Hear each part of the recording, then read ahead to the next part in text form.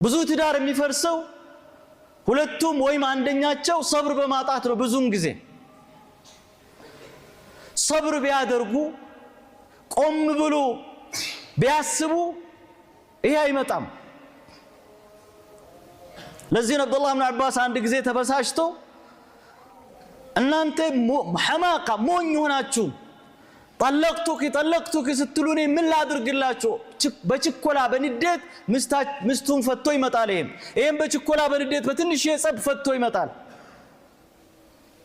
እናንተ በሞኝነት በጅልነታችሁ ፍችን ምላሳችሁ ላይ ካደረጋችሁ እኔ ምን ላድርግላችሁ ነው ያሏቸው። ወላጅና ልጅ መካከል ጸብ የሚፈጠረው ትንሽ የሰብር በማጣት ነው። በጓደኞች መካከል ጸብ ግጭት የሚፈጠረው በችኮላ ነው። ለዚህ ነው ረሱል አለይሂ ሰላቱ ወሰላም መረጋጋት ከአላህ Subhanahu Wa Ta'ala ነው፣ ችኮላ ከሸይጣን ነው ያሉት ማለት ነው። نعم احبتي في الله ሰዎችንን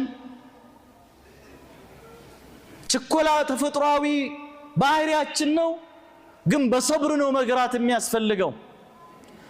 ችኮላ የሚወደስባቸው ኸይር ስራዎች ላይ ብቻ ነው። አላህ ለዚህ ነው وسارعوا الى مغفرة من ربكم سابقوا الى مغفرة من ربكم فاستبقوا الخيرات وفي ذلك فليتنافس المتنافسون። ወደ መልካም ነገር መጣደፍ መቸኮል የተወደደ ነገር ነው። ሶላትን በወቅቱ መስገድ በጣም የተወደደ ነው። መቸኮል በሶላት ሰው በሚሞትበት ሰዓት ላይ ቶሎ አጥቦ ከፍኖ መሸኘት በጣም ይወደዳል፣ በጣም ይፈለጋል።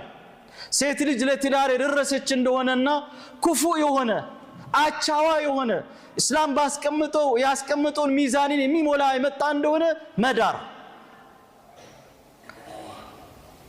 ገንዘብ አላህ ሰጥቶት ሐጅ የወጀበበት እንደሆነ ቶሎ ሐጅ ማድረግ፣ ኸይር ስራ ላይ መጣደፍ የተወደደ ነው። ከዛ ውጪ በዱንያዊ በሆኑ ጉዳዮች ላይ ግን ቆም ብሎ ሁሌም ማየት በጣም ነው የሚያስፈልገው።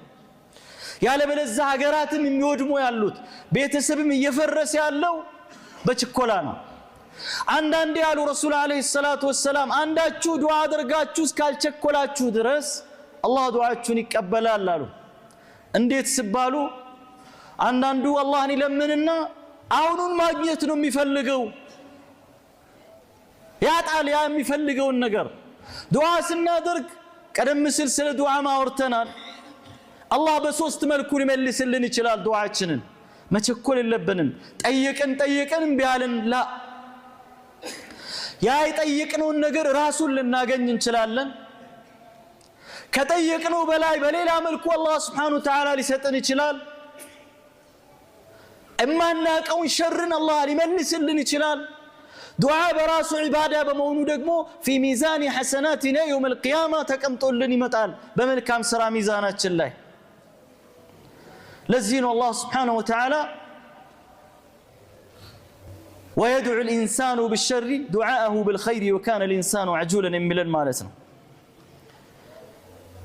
إذا أحبتي في الله لا نستطيع أن نستعجل رزقنا ስራ ሰርተን ርዝቃችን አሁን ካልመጣን ማለት አንችልም። የተጻፈልን ቀን ነው የሚመጣው። አጀላችን እንደሚያሳድደን ሁሉ ርዝቃችንንም ያሳድደናል። ለን ተሙተ ነፍሱን አሉ ረሱል አለይሂ ሰላቱ ወሰላም። አላህ በዱንያ ላይ የጻፈላትን እስክትፈጽም እስክትጨርስ ድረስ አንዳች ነፍስ አትሞትም አሉ ረሱል አለይሂ ሰላቱ ወሰላም። እኛ በዛሂር በሚታየን ነገር መልካም ነገር መስራት መንቀሳቀስ ቁጭ ብለን መጠበቅ የለብንም። إذن أيها الأحبة الاستعجال ችኮላ ጸጸትን ነው የሚያመጣው። ሁሉ ጊዜ ቸኩለን የምንወስን ውሳኔ፣ ቸኩለን የምንወስድ እርምጃ በአብዛኛው ጊዜ ጸጸትን ነው የሚያስከትለው። በተለይ በዚህ ዘመኑ በጣም የፍጥነት ዘመን ነው። በዚህ በፍጥነት ዘመን ውስጥ እኛም በፍጥነት ወደ ውሳኔ ወደ ተግባር የምንሄድ ከሆነ ብዙ ነገር ነው ሉዝ የምናደርገው። ጤናችንን ሉዝ እናጣለን፣ ጭንቀትን እናተርፋለን፣ ግጭትን እናስከትላለን። ከቤተሰብ ከጓደኛ አብረን ከምንኖር ሰው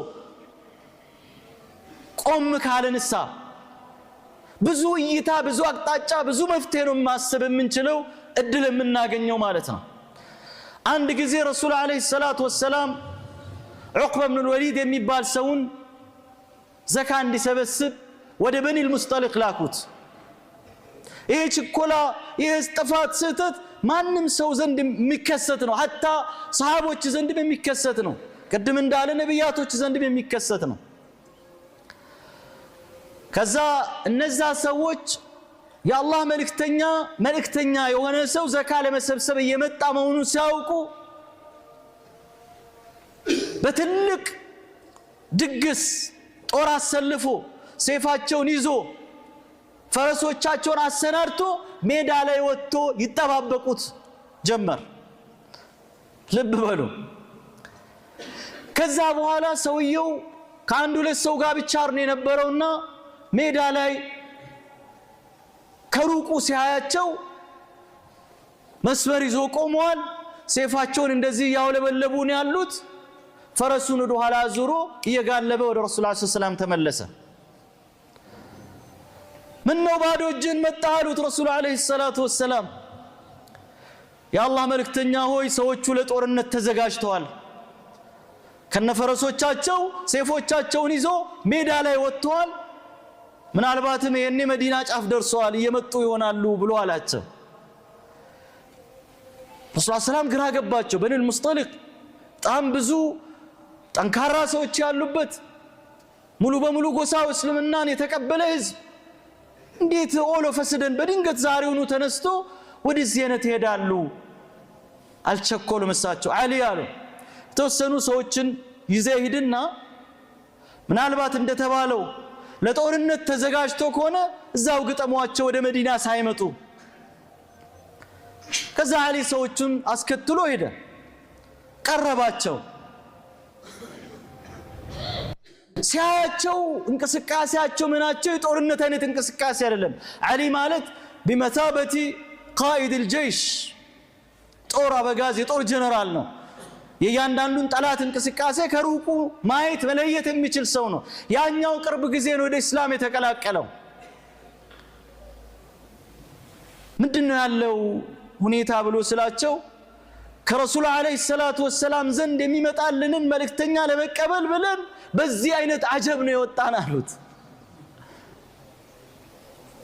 ከዛ በኋላ አልይና ከሱ ጋር የነበሩ ሰዎችን አጅቧቸው ሄዶ ዘካውን ሰብስቦ ሰጧቸው፣ ይዘው ተመለሱ።